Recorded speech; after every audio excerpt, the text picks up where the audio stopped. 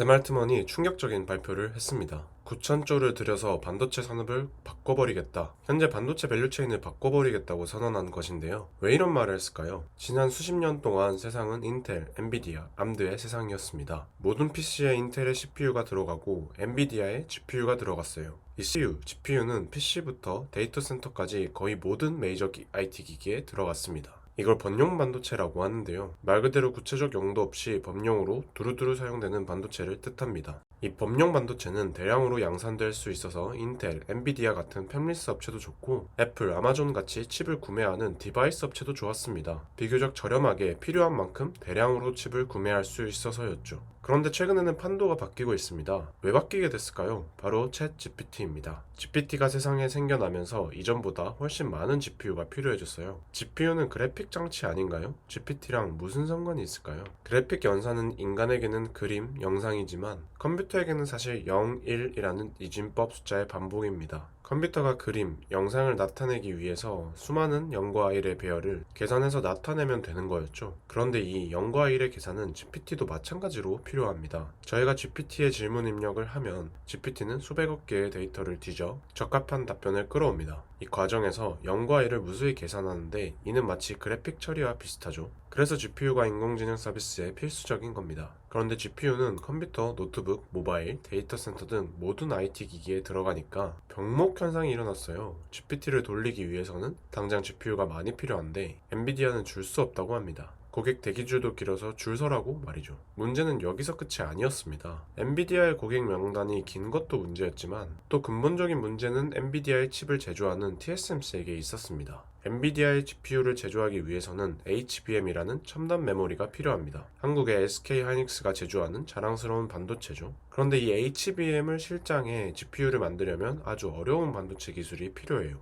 바로 코어스라는 건데요. 반도체 칩을 패키징하는 기술입니다. TSMC에는 코어스를 통해 GPU를 만드는 캐파에 한계가 있었어요. 당장 2024년도만 해도 풀 예약인 상태고 TSMC는 올해만 해도 투자를 훨씬 늘리겠다고 공언한 상태죠. 엔비디아 고객이 많은 것도 문제인데 TSMC도 풀가동이라 GPU를 빨리빨리 만들어줄 수가 없는 겁니다. 샘 알트먼이 답답한 포인트는 이런 부분들이었어요. 첫째는 GPU가 범용 반도체이다 보니 다양한 고객사들이 사용해야 해서 GPT를 만든 오픈AI는 후순위로 밀려나는 것. 둘째는 엔비디아의 GPU를 TSMC만 제조할 수 있다 보니 애초에 GPU 칩 공급 물량이 절대적으로 부족하다는 것. 이 문제를 해결하기 위해서 알트만은 직접 나서기로 결정합니다. 새로운 반도체 클러스터를 만들겠다는 건데요. 최대 9천조 원을 들이겠다고 했어요. 일단 이게 얼마나 큰 걸까요? 9천조면 삼성전자, TSMC, 애플, 마이크로소프트 시가총액 모두 합친 금액과 똑같아요. 그리고 TSMC의 1년 투자 금액이 30조 정도인데요. 이렇게 봐도 엄청난 수치라는 걸 알 수 있죠. 그럼 누구 돈으로 하겠다는 걸까요? 알트먼은 오일머니를 쓰려고 합니다. 바로 중동 투자자들을 설득하는 건데요. 이 사람이죠. UAE의 대통령 형제라고 해요. 이분이 투자 비즈니스를 상당히 하시는 걸로 알고 있는데 직접 만나서 설득했다고 합니다. 그래서 얼마나 정해진 걸까요? 아직 공장의 지역이나 어떤 장비를 들일지, 얼마나 큰 규모로 만들지는 모두 미정이에요. 점점 뉴스가 나오면서 구체화될 겁니다. 근데 샘 알트만의 계획이 생각보다 저는 어렵다고 보고 있어요. 왜 어려울까요? 가장 큰 이유는 TSMC 때문입니다. 즉 반도체 공장을 짓기 위해서는 수많은 공장을 지을 위치를 정해야겠죠. 그리고 그 위치는 아마 대만이 아닐 겁니다. 대만은 중국의 위협 때문에 지정학적으로 너무 큰 리스크가 있는 곳이죠. 그런데 TSMC와 대만 사람들이 이걸 좋아할까요? 지금 대만 사람들이 중국의 위협을 막는 이유는 첨단 반도체 공장이 모두 대만에 위치하고 있기 때문이에요. 근데 이걸 포기하고 미국이나 유럽에 공장을 짓는다? 대만 사람들한테는 자살 행위가 될 수도 있습니다.